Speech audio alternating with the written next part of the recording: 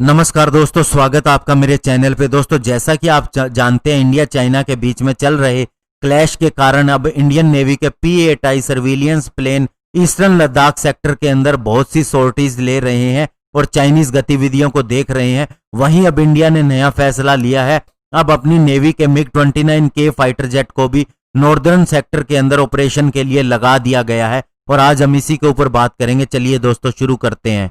और दोस्तों, Indian navy के MiG-29K का अब इंडियन एयरफोर्स के बेसिस पे लगाया जाना सीधा ये बताता है कि जैसा प्रधानमंत्री नरेंद्र मोदी ने कहा था कि हम तीनों सर्विसेज के बीच में कोऑपरेशन को बढ़ाना चाहते हैं, और साथ ही chief of defence staff general Bipin Rawat ने भी एक बार कहा था कि ये पॉसिबिलिटी है कि हम अपने मैरीटाइम कॉम्बैट एयरक्राफ्ट को नॉर्दर्न और वेस्टर्न बॉर्डर के ऊपर भी लगाएं, जो कि एयरफोर्स के अंडर में आते हैं। और अब इन्हें डिप्लॉय जाने का मतलब ये है कि ये अब अपनी ऑपरेशनल फ्लाइंग करेंगे ईस्टर्न लद्दाख सेक्टर के अंदर, specially line of actual control के नजदीक।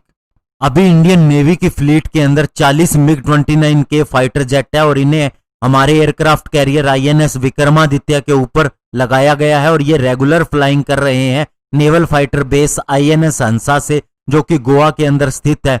ये रशियन ओरिजिन फाइटर जेट हमने इंडियन नेवी के लिए उस समय खरीदे थे जब हमने एयरक्राफ्ट कैरियर भी खरीदा था, लगभग एक डिकेड पहले। और अब जो हमारा ऑनगोइंग डिस्प्यूट है चाइनीज पीपल्स लिबरेशन आर्मी के साथ में, तो ऐसे में इंडियन नेवी के बहुत ज्यादा इंपॉर्टेंट रोल निभा रही है और उसके फाइटर जेट भी सर्विलियंस के लिए इस्तेमाल किए जा रहे हैं LAC के नजदीक, स्पेशली चाइनीज एक्टिविटी और उनकी पोजीशंस को देखने के लिए।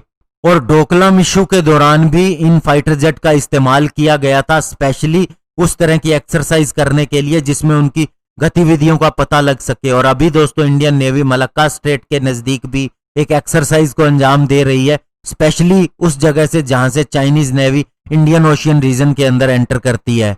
इसी के साथ ही हमारे वारशिप और सबमरीन भी वेस्टर्न फ्लीट के अंदर वार गेम कर रहे हैं, स्पेशली अंडमान और निकोबार आइसलैंड टेरिटरी के नजदीक, जहां उन्हें डिप्लॉय किया गया है। और हमारी न्यूक्लियर सबमरीन जिसके अंदर INS चक्रा और INS अरिहंत है, ये भी अपने हार्बर से बाहर आ चुकी हैं और एक्सरसाइज कर रही हैं। और हमारे एयरक्राफ्ट कैरियर INS विक्रमादित्य भी अब सी के अपने जो स्टैंड पॉइंट है वहां से बाहर आ गया है और एक बैटल ग्रुप के अंदर शामिल हो गया है और ये भी रेगुलर एक्सरसाइज कर रहा है। और इंडियन नेवी एक कांस्टेंट आई रखे हुए है चाइनीज गतिविधियों के ऊपर, स्पेशली इंडियन ओशियन रीजन के अंदर। वह रेगुलरली आता रहता है अपने वारशिप के साथ, साथ ही अपने platform docks, long range frigate और डेस्ट्रॉयर के साथ। और साथ ही इंडियन नेवी अब एक्सरसाइज कर रही है दूसरे देशों के भी साथ में, जिसमें जापान के साथ भी उसकी एक्सरसाइज हुई है और US के साथ में भी, जहां उसके सबसे बड़े एयरक्राफ्ट कैरियर USS निमित्ज ने भी हिस्सा लिया था।